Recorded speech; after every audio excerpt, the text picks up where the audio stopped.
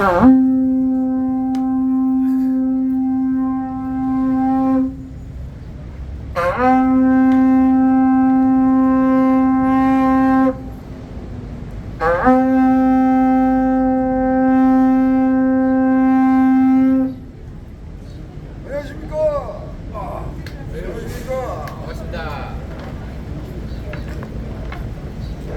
국민 여러분, 여기는 박골공원 3일문 앞에서 저희가 이제 100회를 이 대한민국의 주인정신이 깨어나고 기본 양심이 회복되고 인격개진이 바로서는 그것을 위해서 간절한 마음으로 절박한 심정으로 100회 동안 저희가 이제 이 생방송을 해가지고 내보낼 겁니다.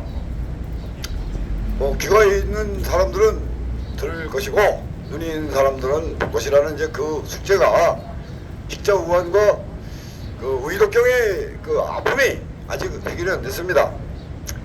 제가 이제 우리 박상호 목사님을 모시고 또 국정 김학원 씨를 모시고 이렇게 셋이서 진행을 하는데, 과거로부터 많은 성인들이 말씀이나 철학자들의 결론이 가장 무서운 것은 불감증과 무관심이다. 그것은 법으로 통제할 수 없는 가장 심각한 범죄이다. 그리고 한 시대의 옳고 그름을 분별할 줄 없는, 그 책임질 사람이 없는 그런 가치관의 상실 시대, 즉 다시 말하면은 물질 문명의 풍요 속에서 정신문화의 빈곤 시대, 그것이 가장 지극한 위기다. 그런 말씀들이 이제 다 나와 있습니다. 뭐 대만큼 공부하신 분들은 다 알겠죠. 그런데 이 위기, 심각한 위기 상황, 그것은 어제 오늘 게 아니잖아요.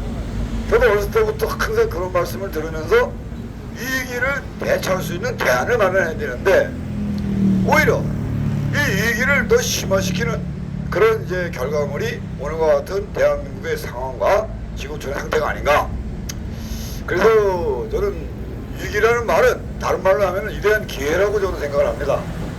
거기서 위기를 극복하는 그런 지혜와 용기가 있으면은 그 위기를 오히려 위대한 기회로 바꿔서 이제까지 흘러온 이 모든 어떤 혼돈과 무질서 그리고 절망과 죽음의 이 어둡고 어지러운 상황을 해결할 수 있는 그런 방법이 이제 제시되는 것이 아닌가.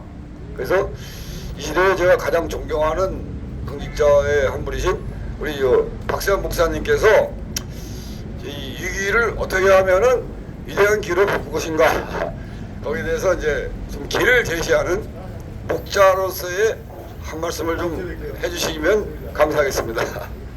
다시 넘어서 올게요.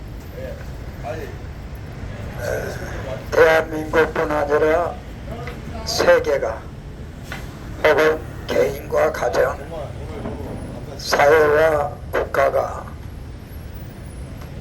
위기가 오기 전에는 경고가 있고, 또 경고에서 위기를 넘었으면 이건 개인적으로는 위험을 얘기해도 그 위험을 받아들이지 못할 때는 죽음이 오듯 전쟁도 일어나고, 가정이나 사회나 국가들이 스스로 참여하는 줄도 모르고 참여하는 이러한 심각한 상태가 지금 오고 있습니다.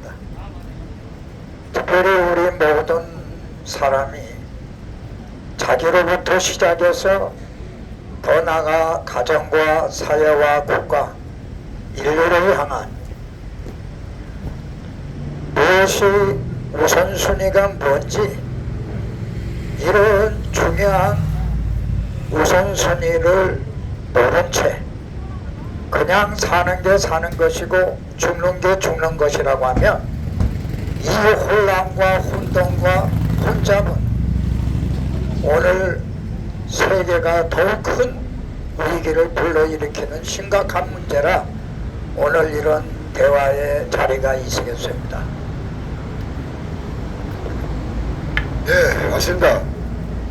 저도 물론이고 아마 우리나라 국민들 모두가 다 알고 있을 것입니다. 돈보다는 양심이 우선이고, 지식보다는 상식이 우선이고, 권력보다는 인격이 우선이라는 것을 아마 모르는 사람은 없을 겁니다. 이때쯤이면. 근데 이제 알고 있는 것을 실천을 안 해요. 거꾸로 합니다. 그 생각이 막히고 마음이 다치고 결국은 사회가 어두워지는 이런 상황인데, 제가 이제 이 경제라는 문제도 저는 그렇게 생각합니다. 세상이 밝아져야, 사회 분위기가 건강한 분위기가 돼야 마음이 열리고, 마음이 열려야 지갑이 열리고, 지갑이 열렸을 때 돈이 돌고 돌아서 이 활력 있는 경제가 이루어지는데, 지금 세상이 이렇게 어둡고, 그래서 제가 마음을 놓을 수 없는 불신과 불안과 불만에 삼독에 중독이 돼 있는데, 어떻게 사람들이 마음을 열 수가 있겠습니까? 그러니까 마음을 못 여니까 지갑이 안 열리고, 지갑이 안 열리니까 경제가 마비되는 건데, 이게 궁극적인 저는 경제 원론이라고 봅니다. 그래서 궁극적으로 태초 이래로 참 이런 세상의 어떤 기준을 바로 세워본 적이 사실은 전 없다고 지금 봅니다. 현재 이 모든 당직자, 공직자, 교직원들 중에서 대체 원초적인 그 해결 욕구를 가지고 그것을 궁극적으로 해결을 하지 못한 이 상황에서 오는 이런 아픔이라고 저는 보거든요.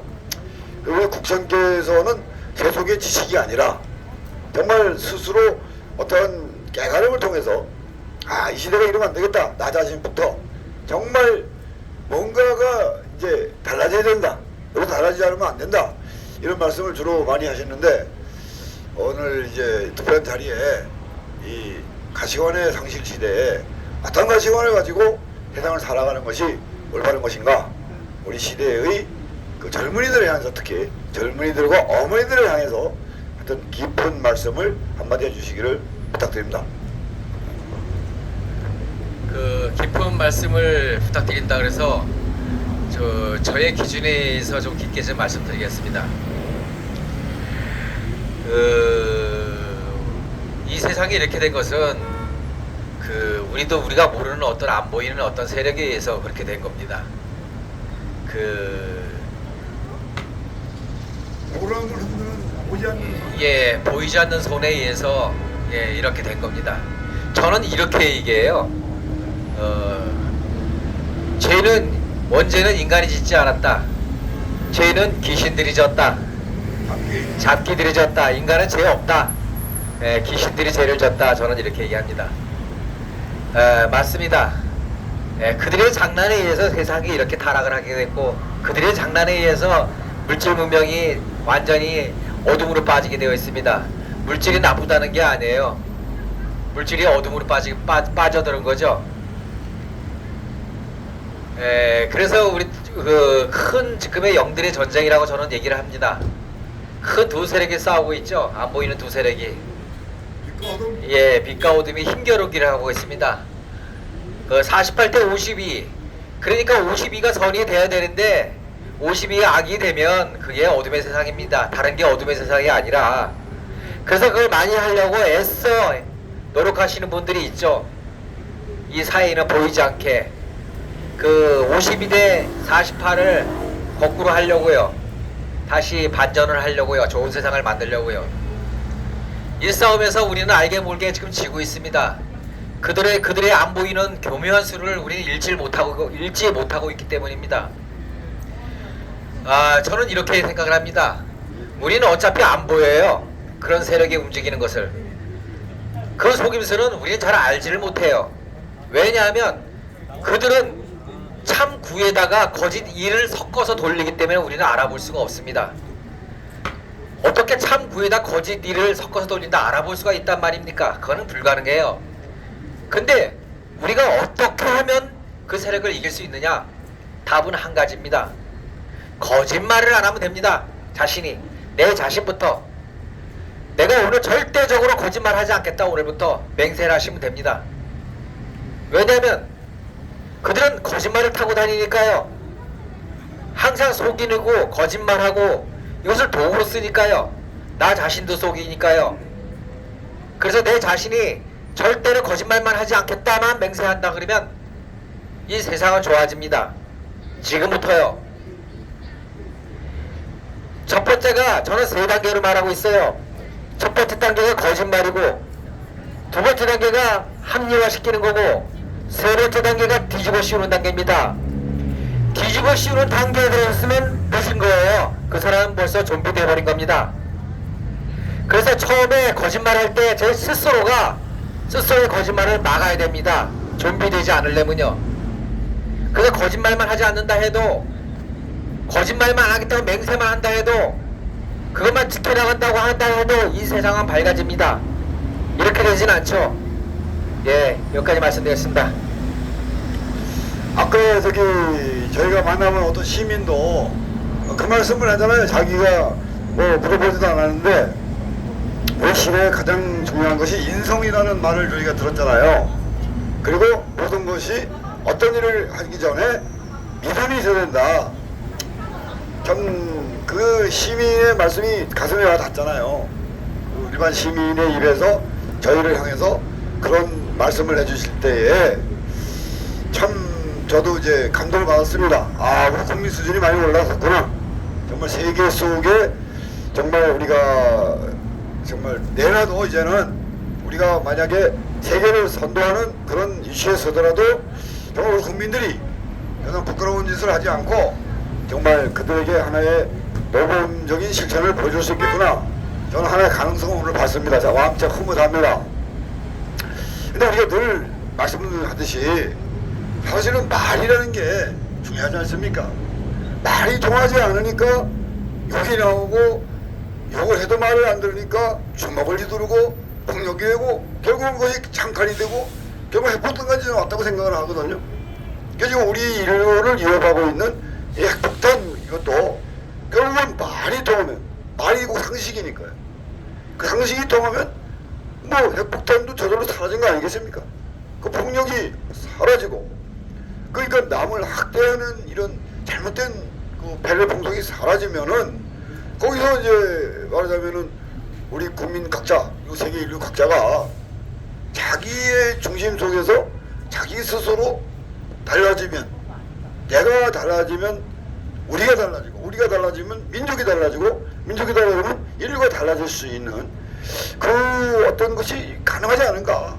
여기가 이 방송을 하게 되면 뭐 세계 누구라도 이 검색을 해서 볼 수가 있잖아요.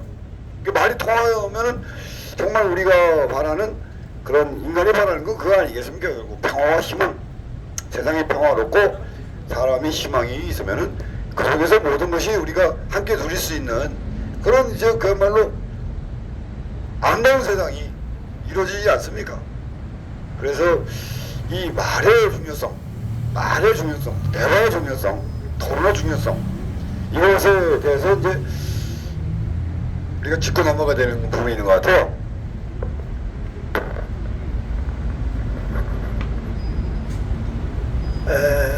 사람에게 하늘이 주고 또 우리 세종대왕께서 주신 이 언어, 말, 처음에 어린 아이들이 엄마 아빠부터 배워가듯이 사람이 가장 소중한 사람들의 말을 배워서 그 말 자체도 소중한 관계와 또 소중한 말들을 할 수 있는 관계로 이게 발전하고 성숙되어 가면 세상은 건실해진다고 볼 수 있습니다. 이 말 사용이 점점 있는 그대로 진실된 언어, 그런 언어의 사용들이 이제는 하나 둘 셋 나이가 먹어가고 더 많은 사람들을 만나가면서 언어가 언어답지 않도록, 원래 말이라고 하는 것은 소통을 위한 겁니다.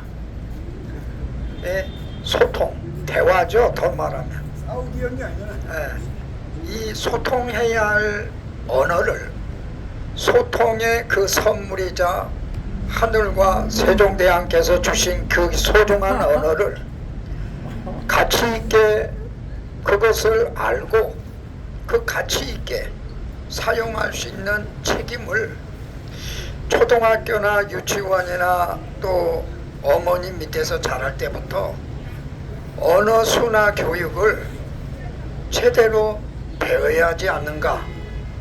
또 또 이 언어를 순화만 아니라 언어를 사용하여 상대와 대화하여 좋은 유대관계를 맺는 것을 교육을 시키지 않으면 현대에 특별히 해외에 외국어를 배우는 이런 시대에 있다 보니까 우리가 사용하는 우리 대한민국 언어는 한글만이 아니라 한글을 사용할 수 있는 사람, 그릇이 얼마나 언어 이상으로 인간이 존귀하고 보배롭고 가치 있는 인간에 대한 인간의 그런 존재, 인간성 혹은 인격, 인품 이런 내실 있는 교육이 이제는 교육 중에 제일 좋은 기초교육이 이제는 필요한 시대라고 봅니다. 네, 감사합니다. 네, 대한민국 국민 여러분, 세계 시민 여러분, 다시 한번 저는 우리 국민 여러분과 시민 여러분께 이것을 당부드리고 싶습니다. 똑같은 입에서 나오는 것인데 거짓말이 있고 욕지거리가 있습니다. 헛소리가 있고 말장난이 있는 것입니다. 그 네 가지는 말이 아닙니다. 제발 그 네 가지에 이 지배당하는 그러한 사람이 되지 마시고 정말 하늘이 주신 그 소중한 입으로 해령당에 만드신 이 소중한 한글로 정말 말을 하면서 앞서간 많은 성인들이 현자들이 남겨놓으신 그 말씀을 우리가 실천하는 그런 대한민국이 된다면은 정말 대한민국이 앞장서서 우리 인류의 희망을 열어나가고 세계 평화를 지켜나가는 그게 위대한 민국, 거룩한 민족이 이루어질 수 있지 않을까? 저는 이제 그렇습니다. 정말 얼마나 우리 한글이 훌륭하냐면요. 제가 한 가지 예를 들어서 제가 미군 부대 이제 어떤 그 태권도 코치로 파견 나갔을 때 미군 그 장교들한테 이런 얘기를 했습니다. Don't worry, don't afraid, don't fight, be happy, so beautiful이다. 이게 뭐 생소한 영어를 쓰니까 이 미군들이 깜짝 놀라는 거예요. 그래서 이걸 한글로 풀어주겠다. 돈이 없다고 걱정하지 마라. 돈은 돌고 도는 것이니까. 그리고 돈이 많은 사람이라고 두려워하지 말라. 어프레이드. 그게 뭐 돈이 많다고 뭐 그 사람이 뭐 어떤 두려워할 그 대상은 아니잖아요. 그리고 이제 돈 몇 푼을 앞에 놓고 싸우지 마라. 돈 파이터. 돈 가지고 싸우면 정말 치사한 거다. 그게 우리 한글이다. 그래야지 be happy, 행복이 지켜지고 so beautiful, 아름다운 사람이 되는 게 아니야. 이런 식으로 제가 농담 반 진담 반으로 영어와 한글을 섞어서 이 한글이 얼마나 대단합니까? 영어는 이런 표현을 못해요. 그래서 우리의 소중한 한글을 가지고 정말 우리가 뭔가를 해야 되지 않는가 이 시대에서 그 생각을 좀 합니다. 그렇습니다. 말이 얼마나 중요하냐 하면은 제가 잠깐 말씀 좀 드리겠습니다. 세상을 살리는 거는 다른 걸 살리는 게 아닙니다. 말을 살리면 세상이 사는 거예요. 보통 많은 사람들이 세상을 살린다 그러고 다니고 있지만 어떻게 살리냐, 무엇을 살리냐에 대해서 구체적이지는 않습니다. 그냥 살린다 그러고 다니고 있습니다. 근데 제가 구체적으로 말씀드리겠습니다. 세상을 살리는 거는 말을 살리는 겁니다. 말이 살면 세상이 사는 거예요. 아까 백천지께서 말씀하셨듯이 신뢰가 사는 거니까요. 인간들 사이에요. 그 신뢰가 살면 세상이 사는 겁니다. 곧 말이 살면 세상이 산다는 말입니다. 지금 정치인들 잠깐 제가 말씀드리겠습니다. 거짓말하고 합리화, 아까처럼 2단계로 합리화시키고 3단계로 뒤집어 씌우고 이걸 잘하는 게 정치 국회고 다 그렇습니다. 다 빙이 들린 거죠. 3단계 뒤집어 씌우는 걸 하니까요. 말이 죽은 거죠. 세상이 죽은 겁니다. 이 정치인들이 세상을 죽이고 있는 거죠. 말로. 말은 그렇습니다. 세상을 죽일 수도 있고 세상을 살릴 수도 있어요. 그래서 제가 아주 쉬운 꿀팁 하나를 드리겠습니다. 내가 살고 내가 세상을 살리는 말을 한번 내 입에다 아름다운 말을 하나 담고 있어서 보세요. 1분 입만이라도 담고 한번 있어 보세요. 아름다운 말을 입속에서 입을 딱 다물고 입속에 입 안에다가 아름다움을 담고 있어 보세요. 입 안에다가 입안에 담고 있으면요 아름다운 말을 내뱉지 말고요 담고만 있어 보세요. 볼이 부풀어올 정도로 담고만 있어 보세요. 그러면 어떻게 되냐면 내 뇌가 바뀝니다. 아름답게 내 말을 입속에 담고 있는데 내 뇌가 바뀌어요. 그 내 뇌가 바뀌면 내가 바뀌는 겁니다. 내 세상이 바뀌는 거고요. 내가 완전히 긍정체로 바뀝니다. 한번 해보십시오. 내가 어떻게 변하는지 말을 입에다 아름다운 말을 담고 있는 거 하나로다가 세상이 바뀌는 겁니다. 제가 아주 꿀팁 하나 주겠습니다. 여기까지입니다. 그러면 우리가 요즘 돌아가는 이제 현실 얘기를 좀 하고 싶습니다. 지금 이제 검수완박이라는 이것이 그러니까 검찰 수사권 완전 박탈 아닙니까? 그래서 저는 어제 보면 가만히 생각해봤어요. 그러면은 검사들이 판사들이 제대로 권력을 가지고 있을 때 과연 이 사람들이 제대로 일을 한 적이 있습니까? 없다는 거죠. 이 나라의 사법 피해자가 제가 아는 것만 해도 몇백만 명이에요. 억울한 사람들이. 근데 그것에 대해서 아무런 책임도 지지 않았고 해결도 하지 않고 이제까지 흘러온 거 아닙니까? 점점 더 그것이 늘어나고. 그러니까 애초부터 재판을 확실하게 똑바로 했으면은 그러면 이제 이 사건이 줄어드는데 법원에 가보니까 애초에 1심에서 재판이 잘못되는 겁니다. 뭐 전관예우니 뭐 자기 제시고 감사기니 뭐 이래가지고 그럼 과연 이것이 이제 검수완박이야. 뭐 과연 뭐 무슨 효과가 있겠는가? 아마도 이 판검사들한테 말이 통하지 않지 않습니까? 그러면 이제 검수완박이 되면은 이 경찰한테 뭐 또 넘어오는데 과연 이 나라 경찰들이 그 정도 수준이 되는가? 이게 잘못하면은요 경찰이 독박이 될 수도 있고 어쩌면 보면 경찰이 독존일 수도 있는 거예요. 그럼 과연 이 나라 경찰들 속에 저는 양심을 얘기하고 싶은 거죠. 그들이 이제 경찰들이 조국과 명예와 정의입니다. 그냥 물어야 합니다. 야, 너희들이 조국과 명예와 정의 속에 국회의원 경찰이 되느냐? 말을 못해요. 대답을 못해요. 그래서 왜 들어갔냐 하니까 먹고 살려고 들어왔지 뭐 우리가 무슨 뭐 그런 거 알 게 뭡니까? 그게 뭐 먹고 사는 데 도움이 됩니까? 그만에 도움이 됩니까? 정확히 조국과 명예와 정의가 경찰의 신조인데 그 신조라는 것은 굉장히 중요한 거 아닙니까? 우리 사회도 마찬가지잖아요. 어느 학교든지 가보면 교훈이 있고 교훈이 있고 또 이제 판검사들은 선서를 하고 그렇잖아요. 우리가 대한민국 태극기 경례할 때 뭐 거기에 대한 맹세를 한다거나 그 맹세를 하지 말아야죠. 맹세를 해서 맹세를 지켜야 되는데 선서에서 선서를 지켜야 되는데 교훈과 교훈 뭐 가훈을 만들었으면은 거기서 최소한 실천을 해주지 않는가? 근데 그것이 현재 안 되니까 이제 이런 상황이 벌어졌는데 그러니까 보다 근원적인 것은 해결을 하지 못하면서 이제 우리 국장께서 말씀하신 대로 뭐 떠넘기고 이거지 뭐 이게 뭐 뭡니까 이게 뭐 검수완박을 한들 뭐 국민이 무슨 뭐 행복해지겠습니까? 이 범죄가 줄어들겠습니까? 이 공직기관이 쇄신되겠습니까? 국민의 의식이 개혁되겠습니까? 아무것도 아니라는 거야 지금.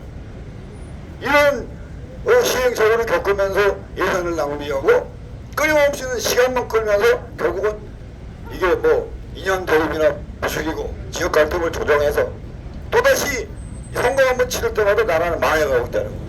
말도 아닌 것을 말을 들어야 되고 이러다 보니까 이제 국민의 분노가 이르고 너무 답답합니다.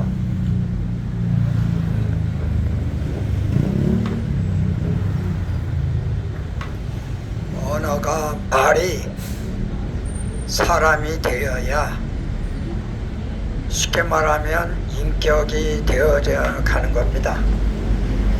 인격이 되어져 가야 그 인격 속에서 인성이 나오고 인품이 나오듯이 나라도 국격이 있듯이 국가도 국품이 되듯이 오늘 정치도 정치인도 정품이 되고 또 정치인들도 품성이 사회의 국민의 본이 될 만큼 정말로 정품이 돼야 하는데 이 정치인이나 모든 공직자들이 자기 직장으로 생각하고 더 나가서 애국심이 없다. 저도 걱정인 것은 공직자들이 애국심이 거의 없죠. 있는가에 대한 의문을 던집니다.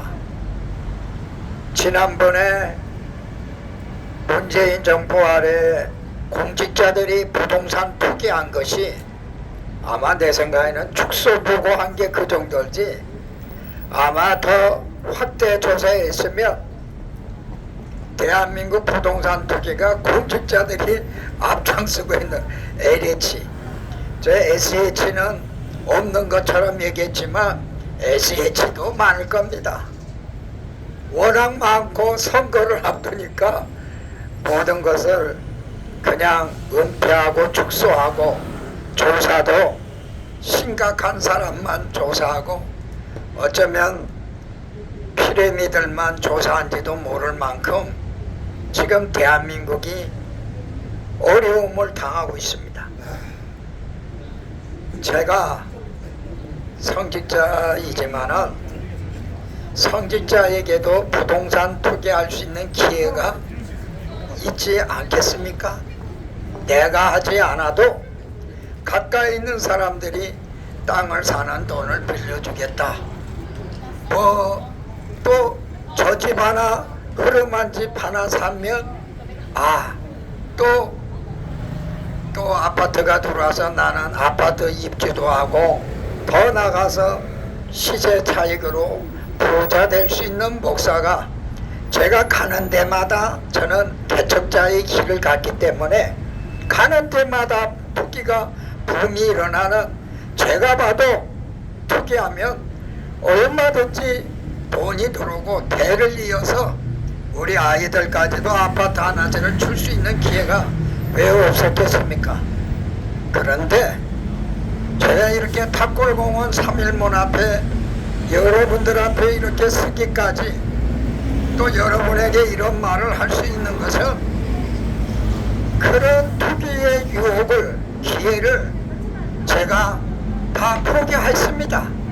다시 말하면 가난을 택했다 이 말입니다. 저는 가난한 성직자입니다. 정말 내일도 모를 만큼 참 가정을 가졌지만은 가정에 자녀들이나 다 성장했지만 큰 도움이 되는 것이 하나도 없었어요. 그러나 하나 제가 가지고 있는 것은 적어도 대한민국 국민은 부동산 투기할지라도 대한민국 성직자는 그래서 안 된다는 거죠. 심지어는 교회만이 아니고 불교계나 이 천주교회나 다른 종교단체도 오히려 미리 그냥 개발할 때 가서 그냥 땅 사놓고 투기하는 거 전 많이 봤습니다. 종교단체는 세금을 안 왜 이렇게 부끄러운 일들을 해왔는가? 이것은 인간이 가져야 할 최고의 가치가 뭔지 이것을 제시하고 가르쳐하고 그것을 본받게 해야 할 종교 지도자나 단체들 뿐 아니라 오늘 공직자 대통령으로부터 이 투기하고 온 사람들이 정치 자금으로 지금 대한민국을, 국민을 정말 어려운 영세민들에게는 금리를 계속 올려가지고 지금도 월세 살고 혹은 아파트를 샀다고 해도 그 어려운 이자를 내야 하는 이런 정말 어려운 백성들을 가지고 노는 이 나라 세계를 보면서 제가 무슨 생각하겠습니까? 경제 문제, 땅 문제, 인간 문제 모두가 처음 시작이 잘못됐다 이 말이에요. 우리가 처음 태어날 때 뭘 가지고 태어난 게 아니에요. 생명체로 태어났어. 그러면 이 생명을 내 생명만이 아니라 다른 사람의 생명, 모두의 생명을 모두의 소유가 되도록 모두가 공유할 수 있는, 함께 살 수 있는 그런, 적어도 사랑 속에서 태어났더라면 서로 사랑하며 살 수 있는 그런 인생관인 생명관을 제대로 지키지 않으므로 오늘 이런 공산주의보다도 못하는 이런 세상이 됐다 이 말입니다. 네. 저도 항상 그 생각을 해봅니다. 인간은 무엇인가? 왜 인간으로 태어났으며 인간의 발을 쓰고 세상에 살아가야 되는가? 흔히들 이제 생득권이라는 게 있습니다. 생득권. 의식주죠. 헐벗지 않고 굶주리지 않고 그래도 돌아갈 집이 있어야 되는 것이 생존권이고, 하지만 생존권이라는 게 또 있지 않습니까? 생존권. 그 모든 생명은 소중하고 슬프지 않은 죽음은 없는 겁니다. 그래서 나도 물론이지만은 남에게도 정말 해코지를 하지 않는 가운데서 서로가 서로의 생명을 지켜주고 그의 영혼을 지켜주고 그의 양심을 지켜줄 수 있는 이런 게 소위 말하면 생존권이, 그러니까 권리라는 것은 항상 그 책임을 동반하는 거잖아요. 그게 철학이잖아요. 그래서 항상 제가 젊은이들 속에서도 야, 이제 너희들은 이제까지 살아온 저 사람들처럼 기득권을 가진 그런 사람들처럼 살지 마라. 보다 깊이 생각하고 멀리 내다보고 널리 살피는 그러한 안목을 가지고 너희들이 이제 새로운 미래를 열어가는 그런 일꾼이 좀 돼달라. 이렇게 제가 이제 한 30년을 뭐 전국을 다니면서 만나는 모든 젊은이들이, 우리 뭐 아스팔트라는 게 뭐 정해진 게 없잖아요. 그러니까 이제 벽이 없는 교실이잖아요, 이게.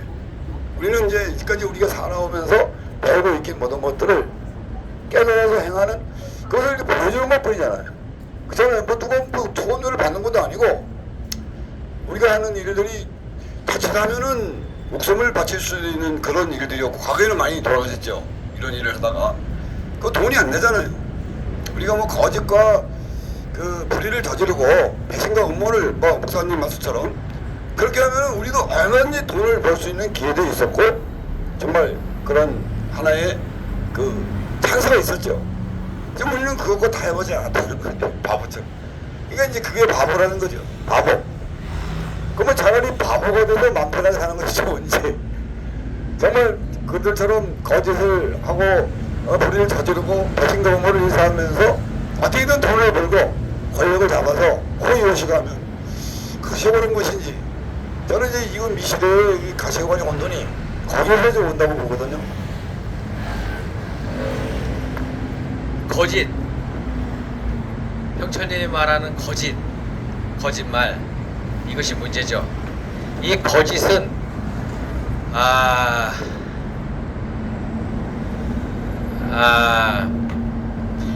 우리가 여기서 지금 유튜버를 하는 가장 근본적인 목적은 거짓을 밝히는 겁니다. 사실은 그게 밝게 하는 거니까요. 나름 세상을 안다고 하는 사람들이 거짓을 밝히려고 하는 겁니다. 왜냐하면 그들의 교묘한 거짓을 우리들은 알 수 있으니까요. 그래서 그 왜곡과 거짓을 밝히려고 하는 것이 가장 큰 목적입니다. 그 거짓이 문제지는 아닐까요? 조금 전에 병천께서 검소완박에 대해서 잠깐 말씀하셨습니다. 얼마 전에는 국정원의 대공수 사건을 갖다가 경찰에 정해서 뺏어버렸어요. 문제가 있다 그래서. 가장 핵심, 국정원의 대공수 사건은 가장 핵심이죠. 간첩도 잡지만 간첩도 보내잖아요. 그런 작업을 음해 작업을 하는 데가 국정원 아닙니까? 근데 그 대공수 사건을 뺏어버렸어요. 식물국정원을 만들었죠. 이제 검소완박을 해가지고 이제 또 수사권을 뺏어버리려고 그래요. 칼이 무디면은 칼을 갈면 되는 거예요. 근데 그걸 칼이 무딘 칼을 핑계 삼아서 칼을 버려버리는 거예요. 폐기시켜버리는 겁니다. 식물로 만들어버리는 거죠. 여기에 속임수가 있어요. 핑계 삼아 다 없애버리는 거죠. 칼을 갈면 되는 것을 칼을 갈면요 더 잘 쓰게 되거든요. 근데 없애버리는 거예요. 제가 말합니다. 그렇게 교묘한 수를 쓰려고 그러면 국회를 해산하니라고요. 입법권을 해산하라고요. 입법권도 해체해버리라고요. 국회의원들. 그래야 되는 거 아닙니까? 국정원의 대검 수사권을 문제가 있다고 그래서 경찰을 줘버리고 검찰의 수사권을 경찰을 줘버리고 그랬다면은 국회의원들의 입법권도 국회 입법권도 날려버려야 되는 거 아닙니까? 대통령도 필요 없는 거죠. 대통령이 필요 없는 거잖아요. 문제가 있으니까 다 없애버려. 다 없애버려요. 이거는 국가 해체입니다.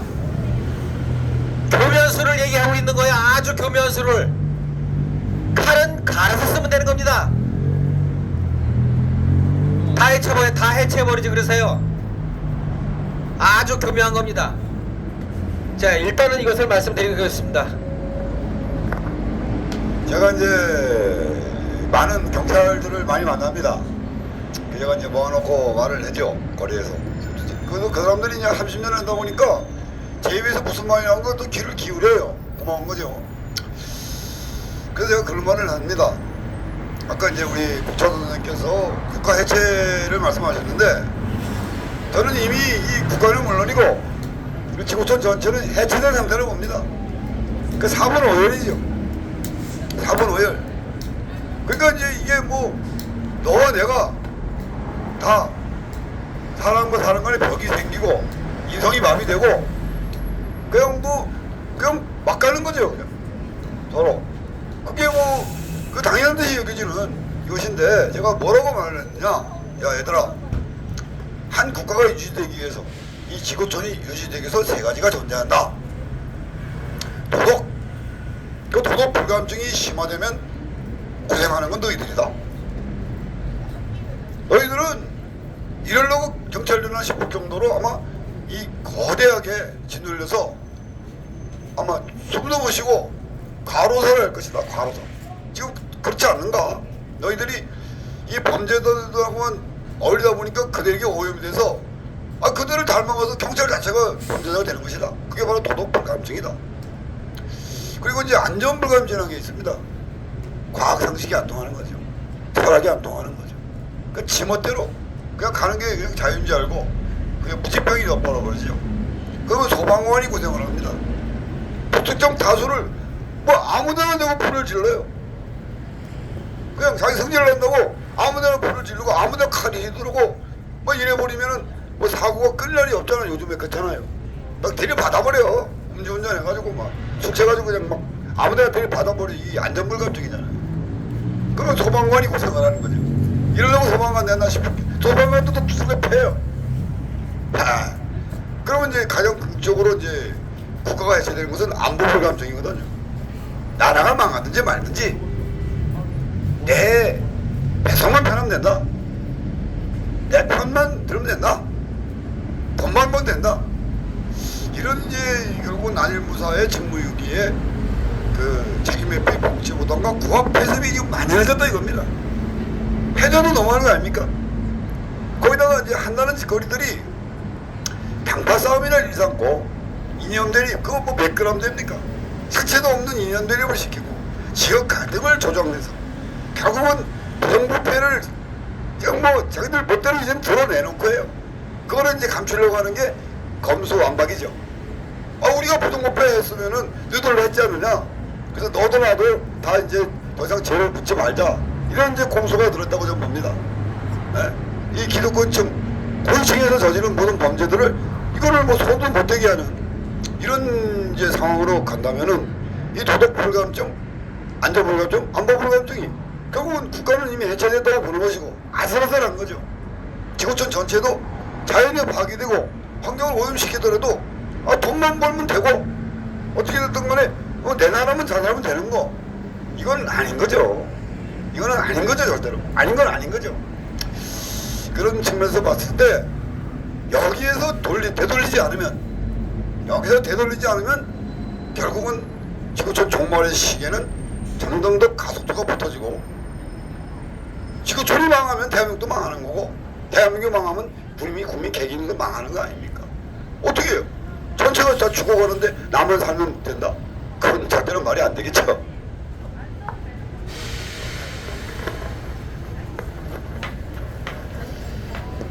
지금 두 분이 국천이나 평천 선생도 대한민국을 깊이 우려하는 심각한 진단을 내렸습니다. 그 진단에 대해서 저도 동감합니다. 지금 이런 상황에서 대한민국이 어떻게 하면 국민이 국가가 다시 일어날 수 있을까? 이 고민 때문에 우리가 이 자리에 모였는데 지금 권력을 끝까지 쥐기 위해서 권력의 시녀가 된 국회, 아까 국찬 선생께서 국회의 입법권을 아예 포기하라고 할 정도의 말을 들어보니까 사실 국회가 존재할 이유가 없죠. 그것까지 없으면.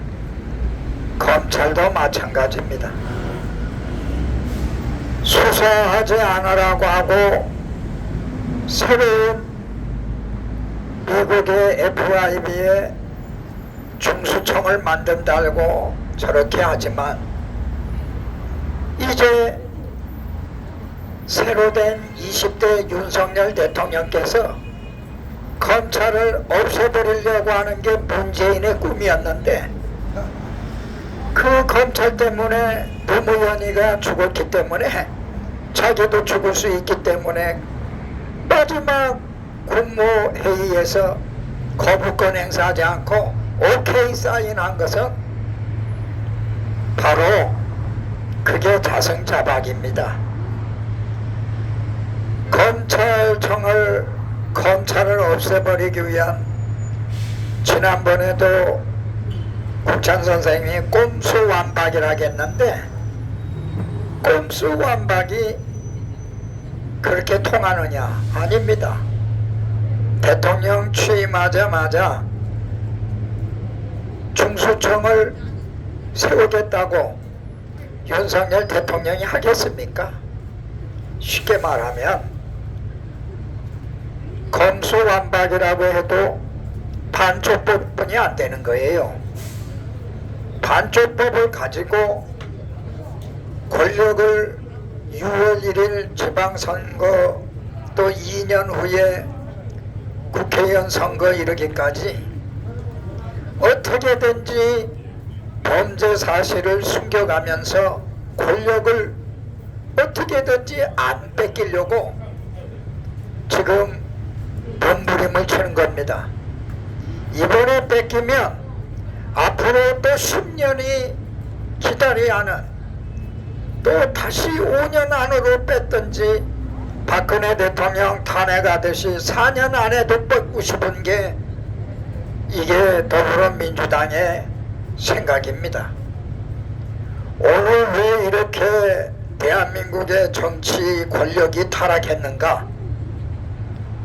그들이 가질 수 있는 공직자로서 혹은 국민의 대표로서 그들이 가지고 있는 기본적인 애국심, 뭐 양심 얘기하지 않겠습니다. 애국심조차도 없다.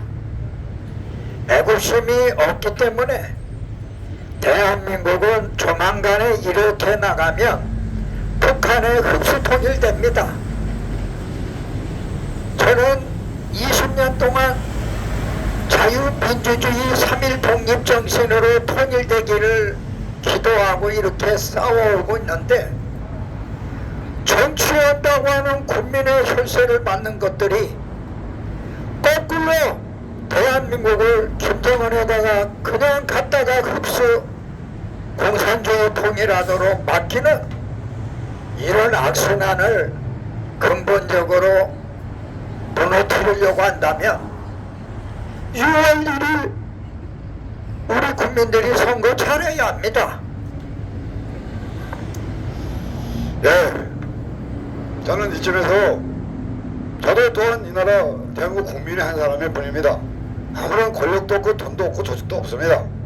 순수한 국민의 입장에서 이 정치의 부정부패, 이 사회의 가치관의 혼돈, 이 모든 것은 결국은 국민의 잘못입니다. 저 자신부터 정말 반성합니다. 우리 국민이 국민답지 못하니까 국민을 무시하고 예면하면서 우리 국민들이 사각지대에 소외계층이 되고 돌발 사태에서 희생이 되고 특권 계층들의 먹잇감이 되고 노예가 되어지는 이것 또한 국민의 잘못입니다.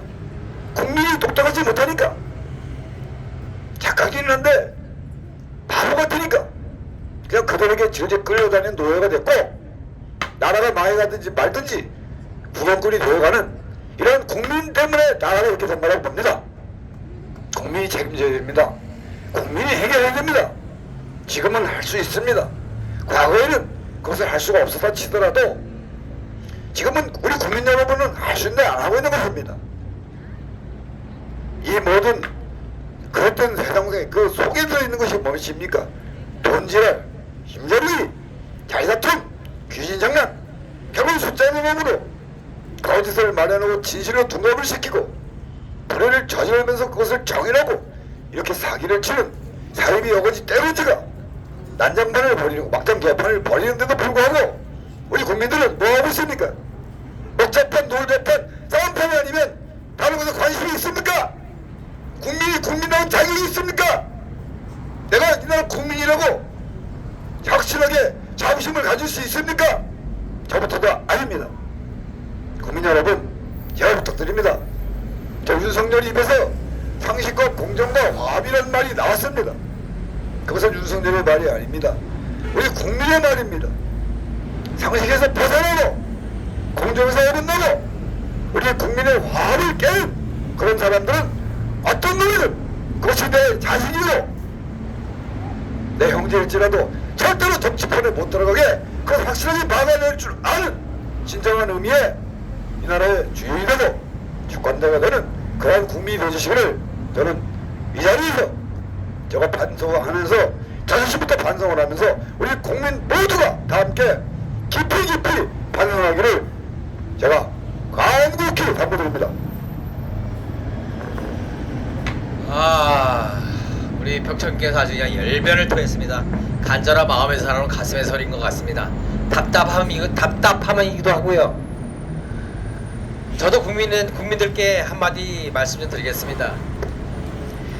깨달음은 내가 온전히 알았던 것에 오류를 발견했을 때 깨달음의 시작입니다.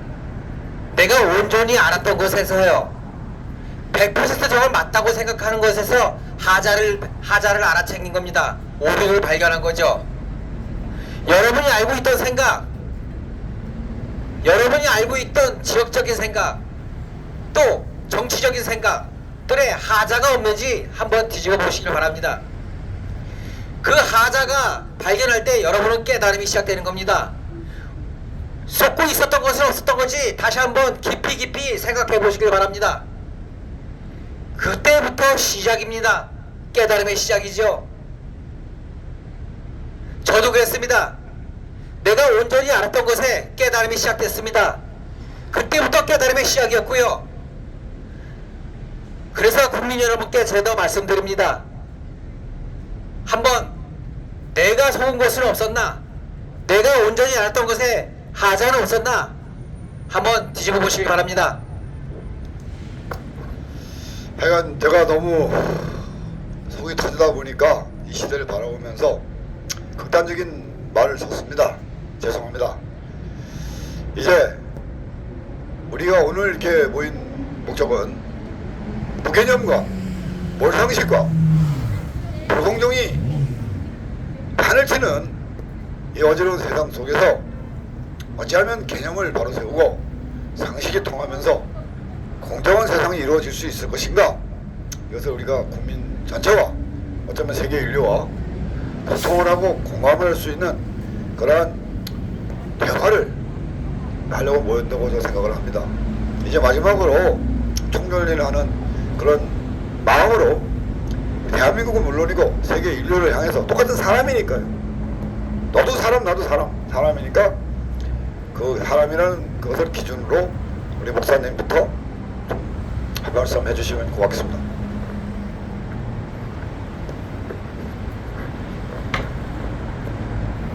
많은 생명체 가운데서 인간으로 태어난 것은 축복입니다.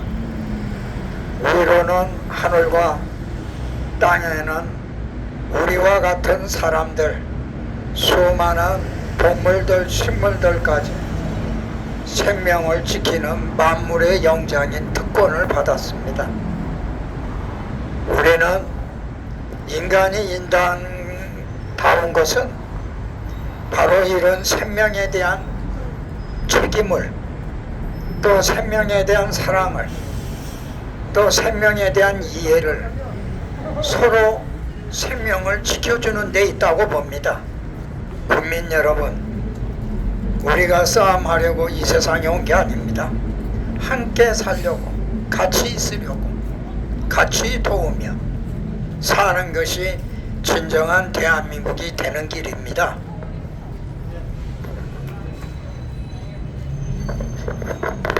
마이크와 막바로 왔습니다. 예. 막바로 그 표준을. 아, 그래요? 바로 왔습니다.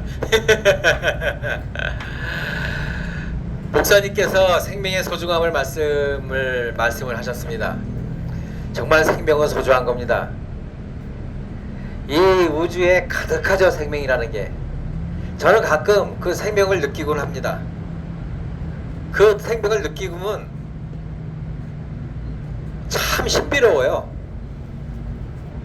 없다의 세상에서 생명이 생겼다는 그 느낌은 정말로 신비롭습니다. 내가 그 생명을 느끼고 그 공간에 존재한다는 자체가 너무 영광이고요. 우리는 이 가치를 모르고 살아요. 어항 속에 물고기가, 금붕어가 물이 있는 줄 모르는 겁니다. 그냥 뻐끔뻐끔하고 다니는 거예요. 어항 속에 물이 있는 줄 몰라요. 물 밖에 나와서야 물을 알죠. 이 공간에 생명의 에너지가 가득합니다. 근데 우리는 생명이 가득한 걸 몰라요. 그냥 뻐끔뻐끔하고 사는 겁니다. 알아차려야 됩니다. 이 공간에 생명 에너지가 가득해요. 또 이 공간에 사랑 에너지가 꽉 찼습니다. 이걸 알아차려야 돼요. 생명은요, 사랑으로 잉태된 겁니다.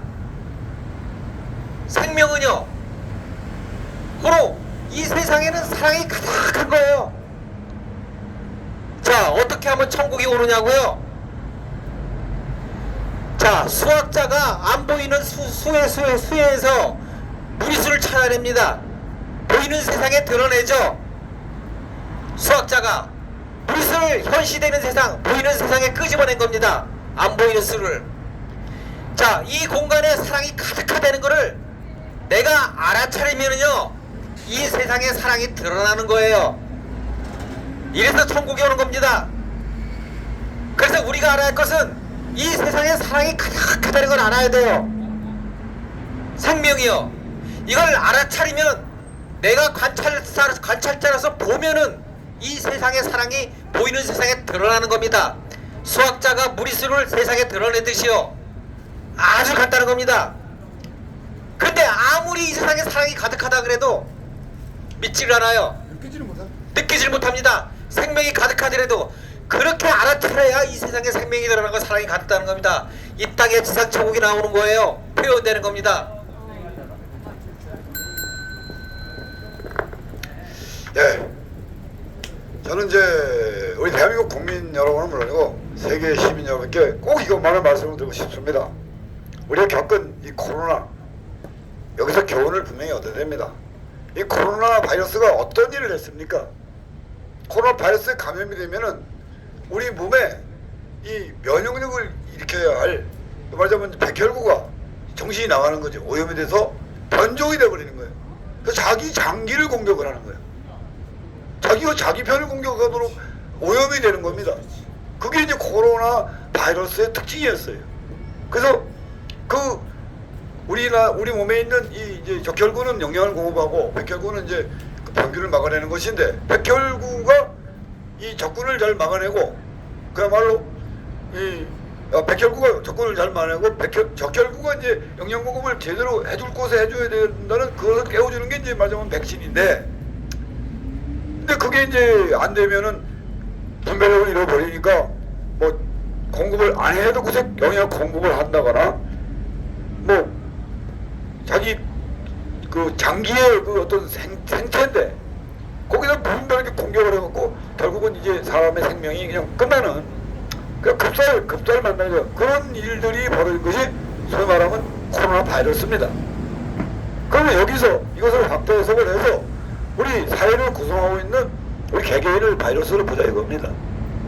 그랬을 때 과연 우리 국민들이, 세계 시민들이 감정의 노예가 되고 욕심에 눈이 멀어서 형제를 죽이고 이웃을 죽이고 돈을 벌기 위해서 먹히는 돈 때문에 그렇게 악랄한 행위를 하는, 그것은 코로나 바이러스와 다를 것이 없지 않습니까?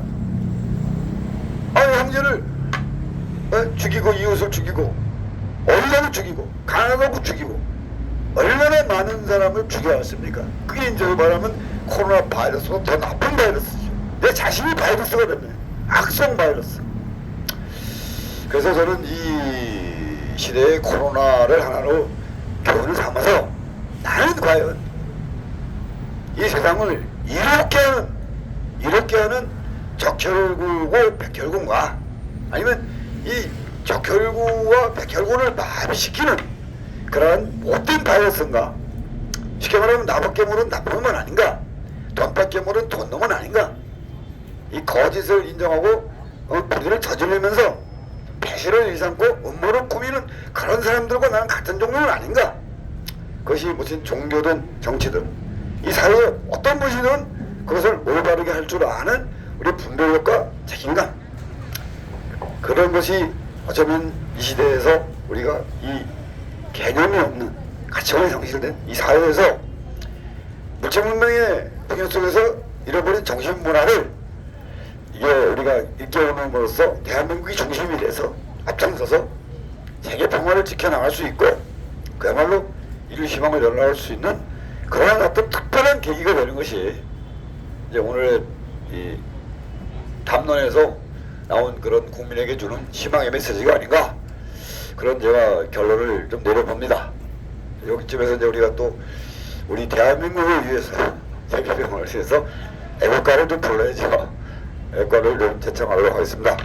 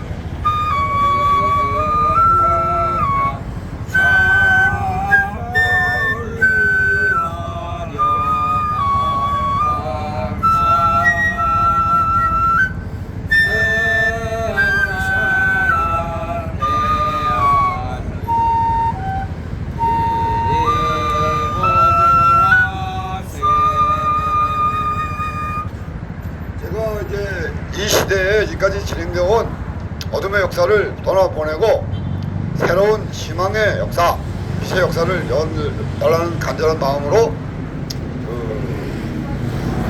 올드램 사인 그 연주를 좀 하겠습니다. 두 분이 감상해 주십시오. 앉으십시오.